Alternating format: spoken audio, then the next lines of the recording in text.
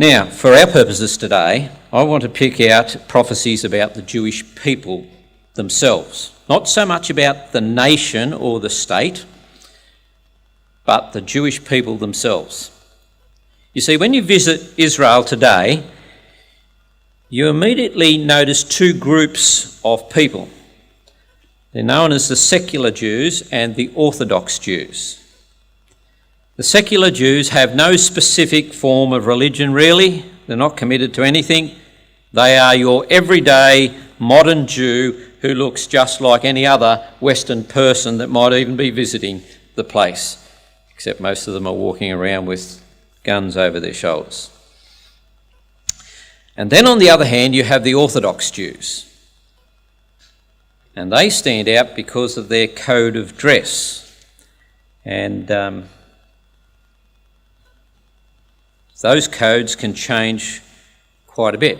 They can start from simple little skull caps to some very formal full regalia of their mitre boxes on their heads and their black caps and gowns and prayer shawls and all those sort of things. So the term Orthodox is fairly fluid in Israel and the world for that matter, and so are their practices.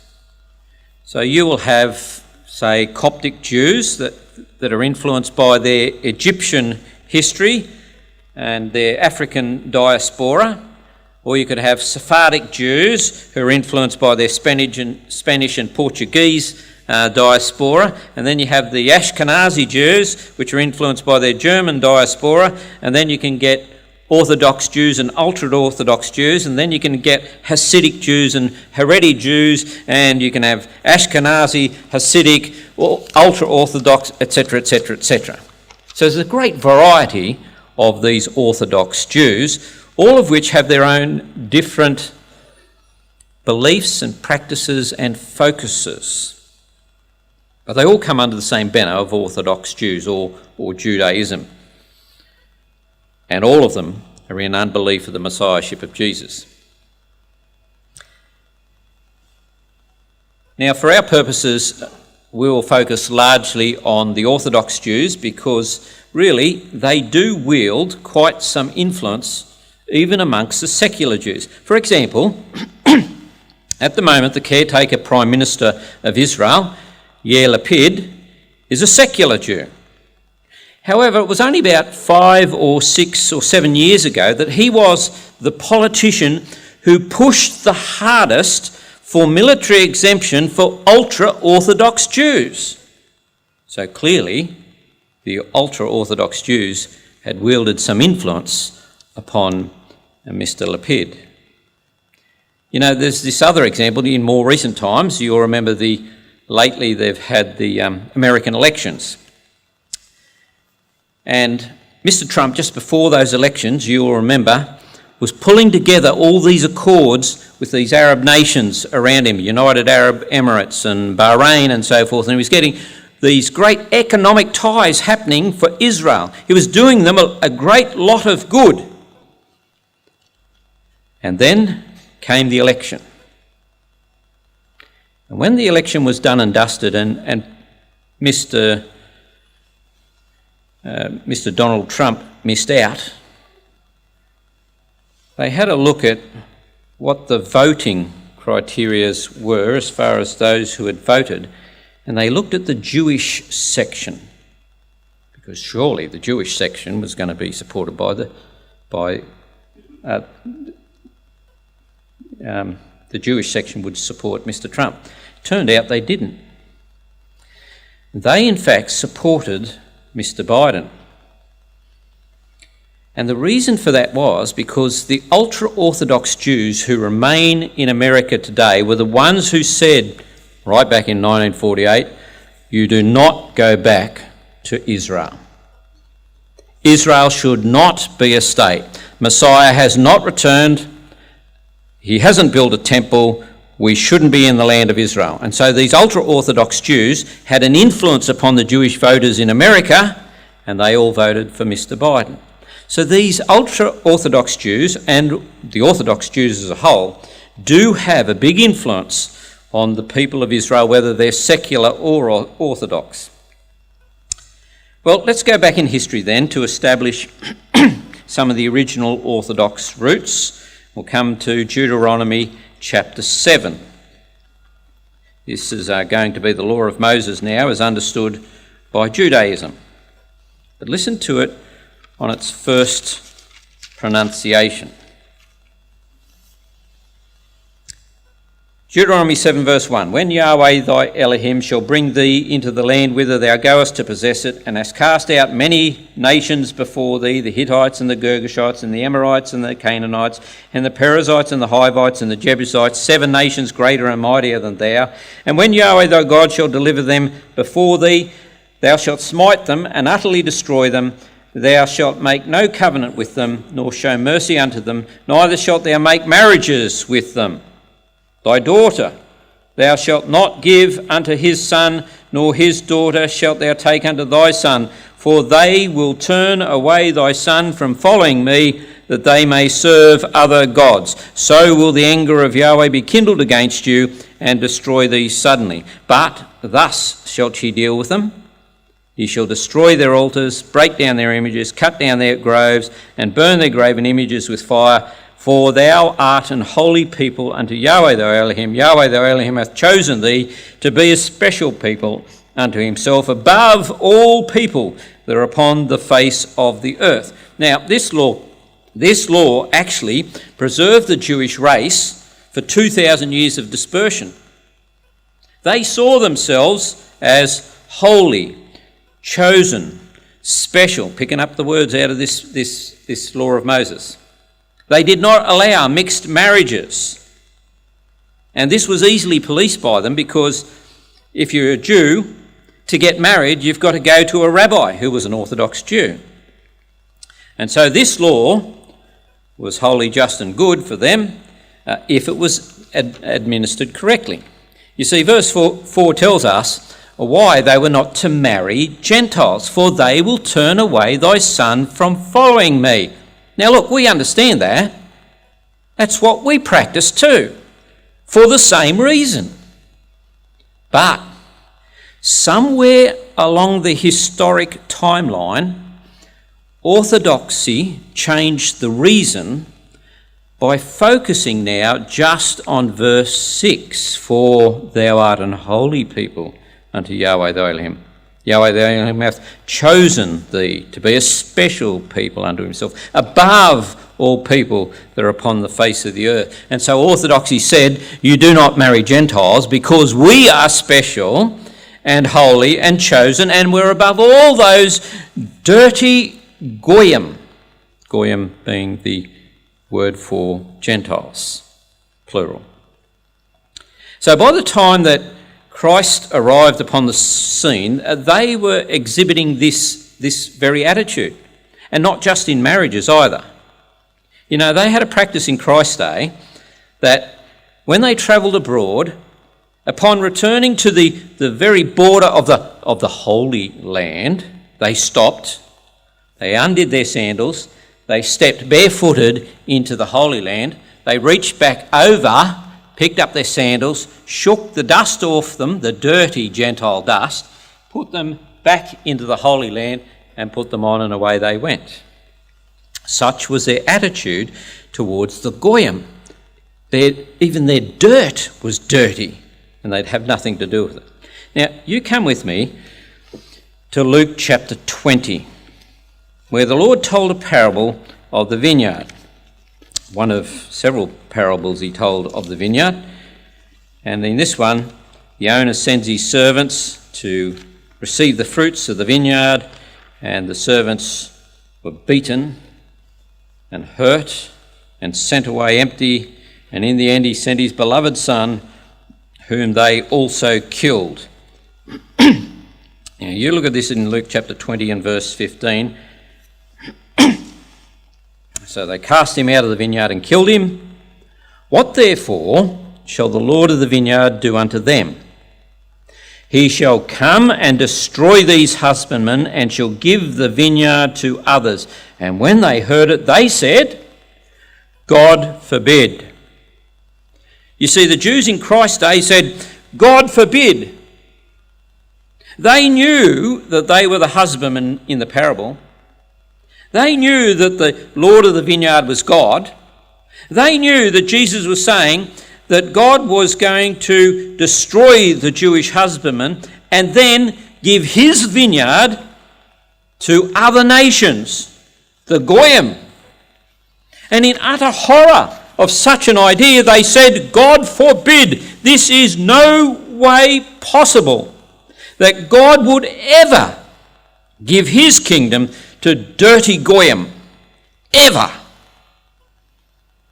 And to this day, Orthodoxy Jewry have perpetuated that belief from generation to generation, despite the fact they'd lost their kingdom, they'd lost their land, they'd lost their temple 2,000 years ago.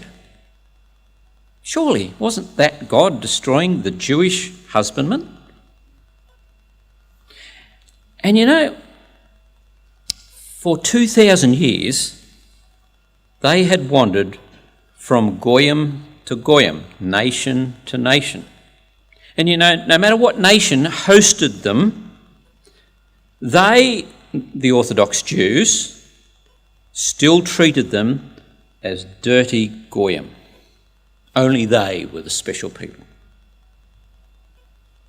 You see, it was that form of racism, that vilification of all the other nations, which became one of the underlying reasons why the other nations have hated them the world over.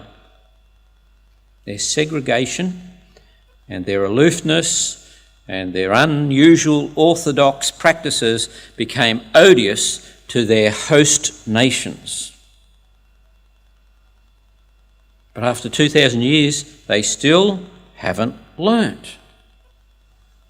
Which begs the question, what will it take for them to admit that God had indeed cast off his people? What will it take? Well, there's one thing for sure. It's going to have to take something more than the Holocaust. Because the horrors of the Holocaust didn't change them. They still don't like Goyim. And I tell you, you feel it most when you go to the land of Israel. And I suggest that you go as a small group. See, if you go as a big group, you're treated as tourists and you steered here and there to tourist sites. But if you go as a small group, you can go into their streets without them knowing that you are, in fact, English. They don't like the English. You can go into their streets without them knowing that you're Goyim. And you can have a look at the way in which they live and the way in which even the Orthodox Jews do not like Jews who are sympathisers of Goyim.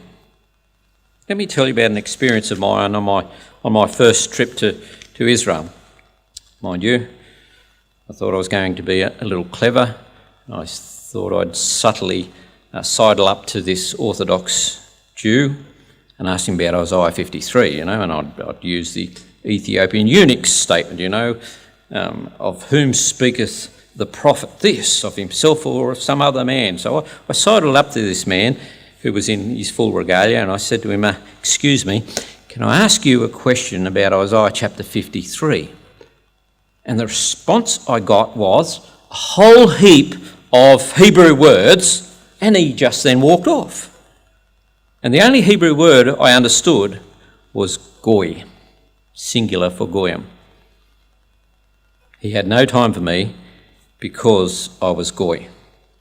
And I'm guessing he picked that up because I was speaking English. Wouldn't have been my Australian t-shirt I had on.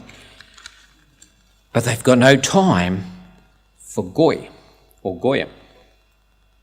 So what will it take to change Orthodox Jewry? Well, let's consider the Holocaust first. When I was going to school, I'm pretty sure that I was taught that there was 2 million Jews killed in the Holocaust. But today, you go to any Holocaust museum and they will emphatically tell you there were 6 million Jews killed in the Holocaust. 6 million. And you know, many Jewish authors have said that the Holocaust happened because we allowed it to happen. And they're not going to let it happen again. It was the darkest moment in their history, and they will never allow it to happen again. So in an effort to make sure that the world listened to them, Jews worldwide have banded together and they've established a Holocaust Museum in every country in the world. There's one in Melbourne. I believe it's closed at the moment for renovations. But you know, the best Holocaust Museum in the world is in Jerusalem. Far better than any other. And it's called Yad Vashem.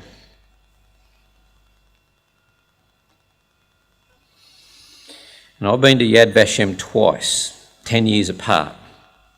And I'm telling you, it's getting more and more impressive every time.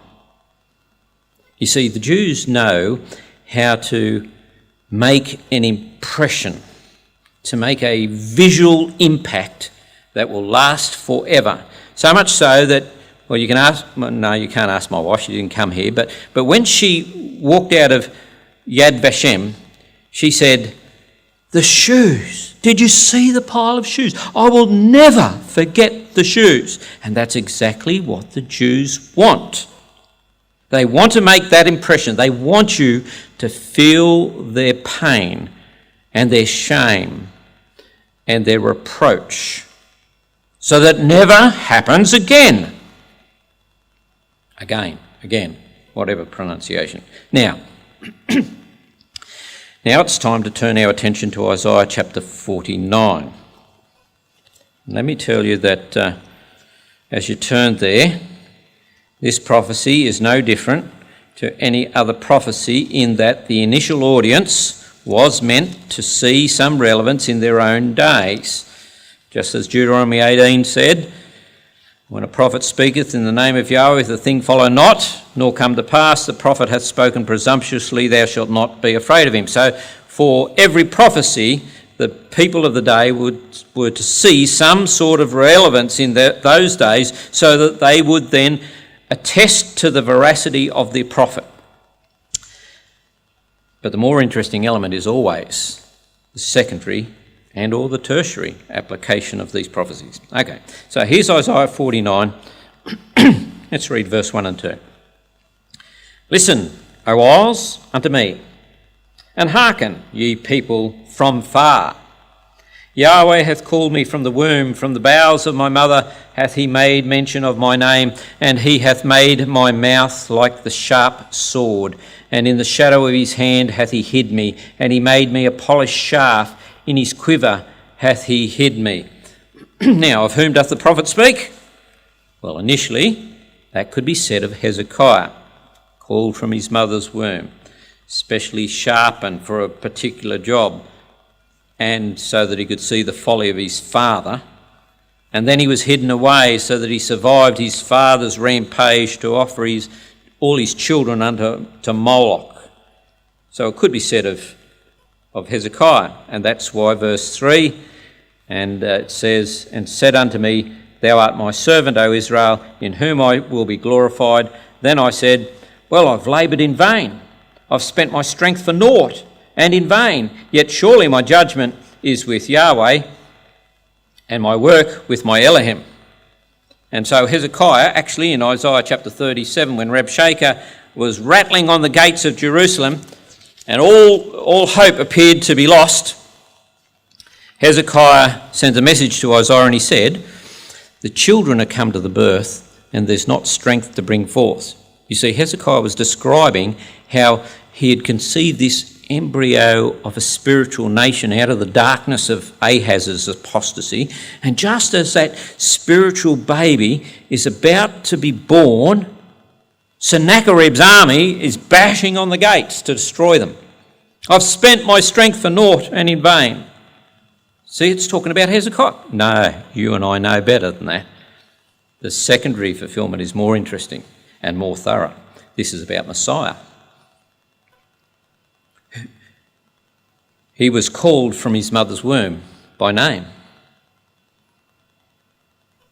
and who by that very means was specially prepared like a sharp sword and a polished shaft in a quiver. But this is military terms. This is military prowess. Yes, but it was hidden at his first advent, you see.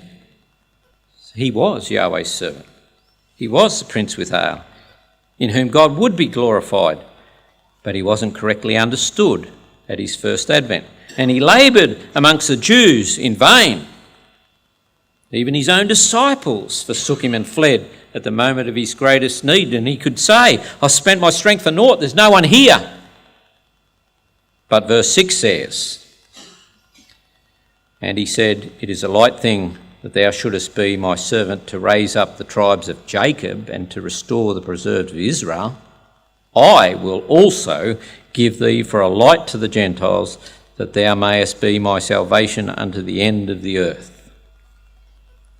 Yahweh's servant was not solely for Israel's salvation. He would be also a light to the Goyim, that the end of the earth might be saved. Who lives in the end of the earth? In Isaiah's day? Goyim. Jews didn't. You know, this whole chapter is about the inclusion of the Gentiles. You look at verse 1. Listen, O isles, unto me. Who are these isles? Well, there's one thing for sure. Israel doesn't have any islands, so it can't be them. It has to be the Goyim. Now, let's go to verse 14. But Zion said, Yahweh hath forsaken me, and my Adonai hath forgotten me. You know, brothers and sisters and young people, I cannot imagine a better description of the Jewish mind during the Holocaust. I mean, you can read endless quotations of people who were saying, Yahweh hath forsaken us, Jewish writers. Yet this isn't speaking about the Holocaust. The verse either side proves that. The Holocaust was simply the catalyst that drove them back into the land. That's all. The Holocaust didn't change their minds and their hearts about Jesus of Nazareth, or the Goyim for that matter. In fact, the Holocaust only made their hearts more obdurate. Verse 14 is speaking of Armageddon. Now you look at verse 19. It says, for thy waste and thy desolate places and the land of thy destruction. The land singular. What land was that? Put a marker here in Isaiah chapter 49. And now let's come over to Zechariah chapter 13. And we're going to spend a few minutes here in the prophecies of Zechariah and try and piece them all together. Because Zechariah, a bit like Isaiah, can be a bit like an ADHD child and he's all over the place. So we're going to try and follow this through. What was the land of their destruction? Well, let's try Zechariah chapter 13 and verse 8. And it shall come to pass that in all the land, Eretz, saith Yahweh, 2 parts therein shall be cut off and die, but the third shall be left therein. And I will bring the third part through the fire, and will refine them as silver is refined, and I'll try them as gold is tried. And they shall call on my name, and I will hear them. I will say, it is my people. And they shall say, Yahweh is my God. Brothers and sisters and young people, this prophecy actually is quite disturbing, so I hope you have a fairly strong constitution. Because Zechariah 13 is futuristic. Hasn't happened yet. In fact, it keeps on saying, in that day, future tense, verse 1, verse 2, verse 4, verse 9, hasn't happened yet. They shall call on my name. Verse 6, hasn't happened yet. So when verse 8 said, 2 parts therein shall be cut off and die, that is yet to happen in that land of their destruction. 2/3 of the Jewish population in that land will die at Armageddon. 2/3, 66.6%. That's horrific. Do you know what the population of Israel is? 2021, last year, their population was 9,440,000, which means if Armageddon happens tomorrow, the Jewish death toll will be 6.3 million people, more than the Holocaust. But the Jews are determined that that will never, ever happen again. There will be another Holocaust. And this time it's going to happen in their own land. And I tell you, that will completely crush the Jewish spirit, whether they're Orthodox or secular. You look at Zechariah Chapter 14, verse 1. Behold, the day of Yahweh cometh, and thy spoil shall be divided in the midst of thee. For I'll gather all nations against Jerusalem to battle, and the city shall be taken, and the houses rifled, and the women ravished, and half of the city shall go forth into captivity, and the residue of the people shall not be cut off from the city. Can you possibly imagine the impact of that on a Jew? Especially an Orthodox Jew. Jerusalem, their eternal city, captured again by those filthy Russian goyim. How are they going to handle that? No Jew will lift up his head. Half of them are actually dragged off to POW camps or concentration camps. The Holocaust is happening to them all over again. The shame, as they're dragged off as a broken and dejected people, dragging their feet in the dust as they're led off to captivity. And 2/3 of the population is dead. Imagine the pain. What more could go wrong for them? Well, I'll tell you. Come back to chapter 13 and verse 8. Now, and I want you to watch this time how I read this, because perhaps you haven't noticed this before. Okay? Zechariah chapter 13, verse 8. It shall come to pass that in all the land, saith Yahweh, 2/3, two parts therein shall be cut off and die, but the third shall be left therein, and, on top of that, and I'll bring the third part through. Look at that next word. That's not a pronoun. That's a definite article. So he's not saying, and I'll bring the third part through that fire of verse 8. He's saying, no, this is the fire. On top of what's happened in verse 8, I will bring them through the fire. And look at the fire. It has two purposes. I'll refine them as silver is refined. And, on top of that, we'll try them as gold is tried.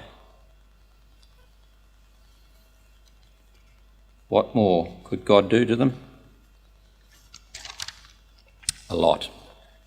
He's already killed 6.3 million of them. What could be worse than that? Well, here it is in Zechariah chapter 14 and verse 4. And his feet shall stand in that day upon the Mount of Olives, which is before Jerusalem on the east. And the Mount of Olives shall cleave in the midst thereof toward the east and toward the west. And there shall be a very great valley, and half of the mountain shall be removed to the north, and half of it toward the south. And ye shall flee to the valley of the mountain, for the valley of the mountain shall reach unto Azel. Yea, ye shall flee like ye fled from before the earthquake in the days of Uzziah, king of Judah. And Yahweh my Elohim shall come, and all the saints with thee. That's telling us that the whole of Jerusalem will be swallowed up in an earthquake.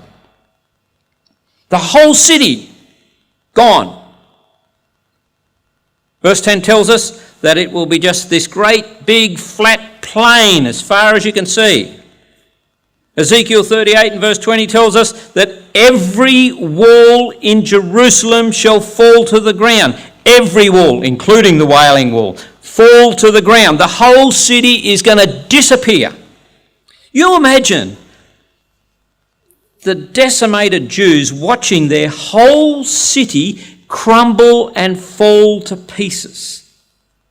Not just their house, the whole city. Talk about dragging them through the fire to refine them as silver. But there's more. Just when they're as shell-shocked as they could ever be, as they're watching all the dust and the sounds of screeching, twisting iron and concrete crumbling, this spirit being appears out of the dust.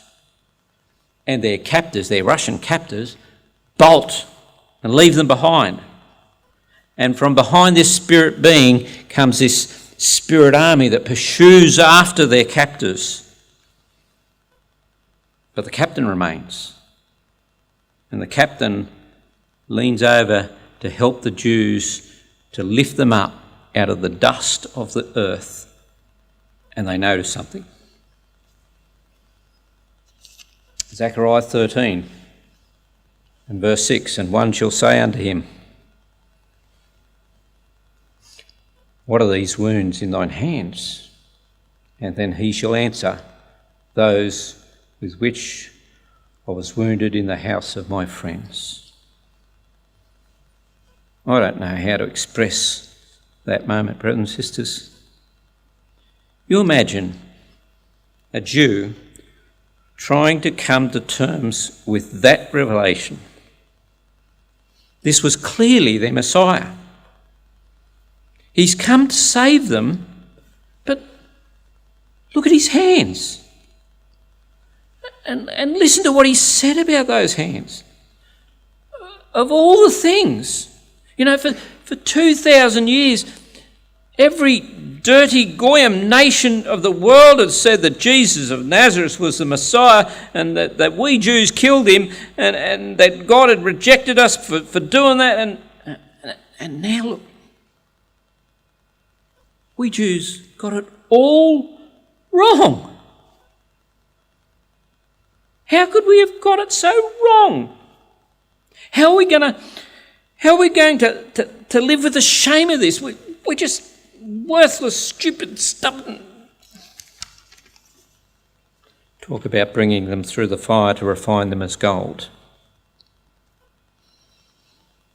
Now let's look at Zechariah chapter 12 and verse 9. It shall come to pass in that day that I'll seek to destroy all the nations that come against Jerusalem, and I'll pour upon the house of David and upon the inhabitants of Jerusalem the spirit of grace and of supplication, and they shall look upon me whom they have pierced, and they shall mourn for him as one mourneth for his only son, and shall be in bitterness for him as one that is in bitterness for his firstborn. In that day shall there be a great mourning in Jerusalem, as the mourning of Hadad-rimmon in the valley of Megiddon, and the land shall mourn every family apart. The family of the house of David apart, and their wives apart. The family of the house of Nathan apart, and their wives apart. The family of the house of Levi apart, and their wives apart. The family of Shimei or Simeon apart, and their wives apart. All the families that remain, every family apart and their wives apart. Now, brothers and sisters and young people, that's not a normal Jewish mourning. The Jews are a demonstrative people. Even in the days of our Lord, they had hired mourners at funerals to express this great public display of anguish. But this is unbelievable. The house of David apart from the house of Nathan. Nathan was the son of David. If ever you need your family around you, it's when you're in great grief. But no, not here. Every family apart, and even within each family, the husband mourned on his own, apart from his wife, who was also over here mourning her heart out, alone as well. And Simeon and Levi, the instruments of cruelty, the hardened men that could walk into a city and slay every single man without an inch of remorse,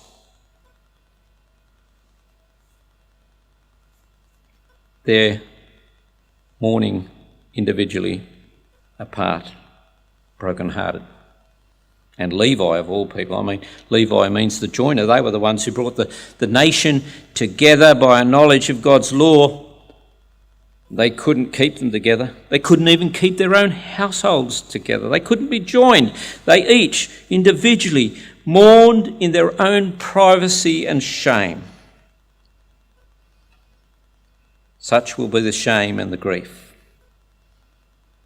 Such will be the refiner's fire. Now it's time to come back to Isaiah chapter 49. After all that has befallen the Jews, Isaiah now paints a picture of her as a bereaved woman and a bereaved mother.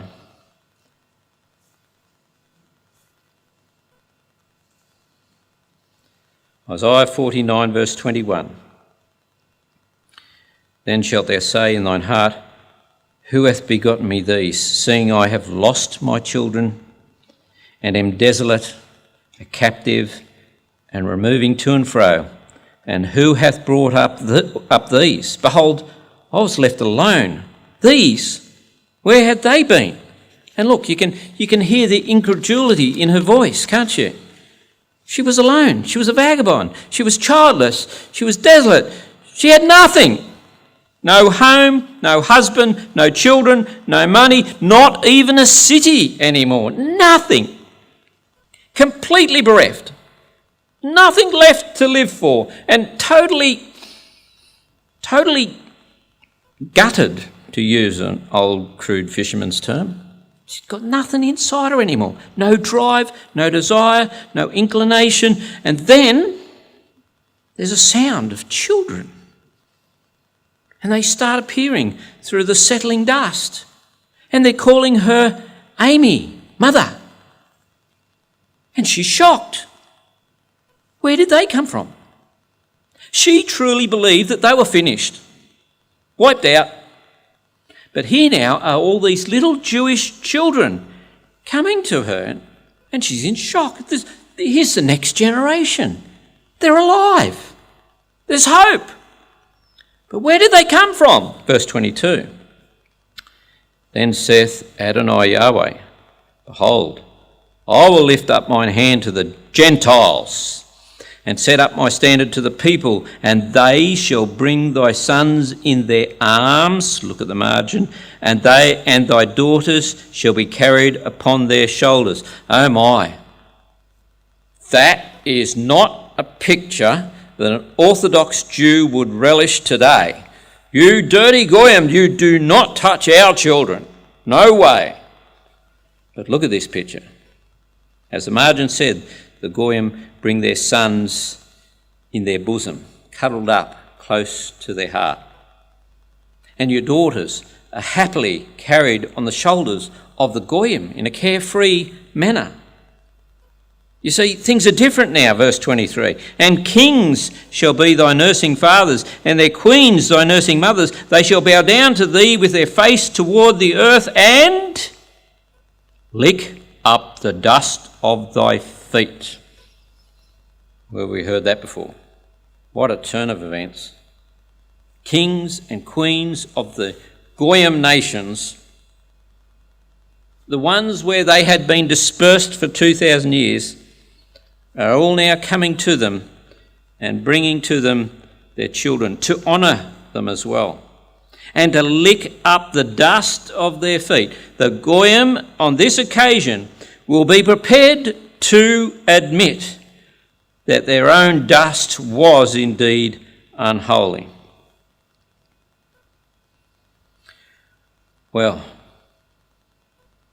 when the heart of the obdurate nation bends, God then turns their fortunes and they become the head and not the tail.